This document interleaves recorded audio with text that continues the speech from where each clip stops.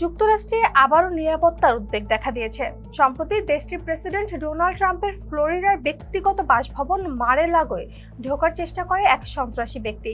শনিবার দিবাগত গভীর রাতে ওয়েস্ট পাম বিচ এলাকায় এই ঘটনাটি ঘটে।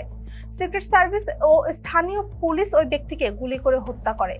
কর্তৃপক্ষ জানিয়েছে, রাত 1:30টার দিকে বাসভবনের উত্তর গেটে তাকে সন্দেহজনকভাবে দেখা যায়। ওই সময় তার হাতে ছিল একটি শটগান ও একটি জ্বালানি পাত্র। তাৎক্ষণিকভাবে সিক্রেট সার্ভিসের 2 এজেন্ট ও শেরিফের একজন ডেপুটি তাকে অস্ত্র ফেলে দেওয়ার নির্দেশনা দেন। নির্দেশনা পেয়ে হাতে থাকা জ্বালানির পাত্রটি ফেলে দিল। জীবন অবাক না করলে কে করবে? 28% মিল্ক ফ্যাটের অবাক করার সাথে ফ্রেশ মিল্ক পাউডার। জীবন অবাক করুক প্রতিদিন। শটগানটি গুলি করার ভঙ্গিতে তুলে ধরেন। এরপর আইনশৃঙ্খলা রক্ষাকারী বাহিনী গুলি চালায়। ঘটনাস্থলেই তাকে মৃত ঘোষণা করা হয়।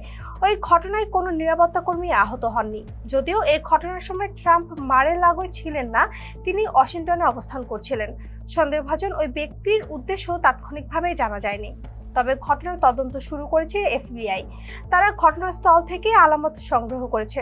হোয়াইট হাউস এ বিষয়ে এখনো কোনো আনুষ্ঠানিক মন্তব্য করেননি। বিশ্লেষকরা বলছেন, যুক্তরাষ্ট্রের রাজনৈতিক সহিংসতা উদ্বেগজনকভাবে বেড়েছে।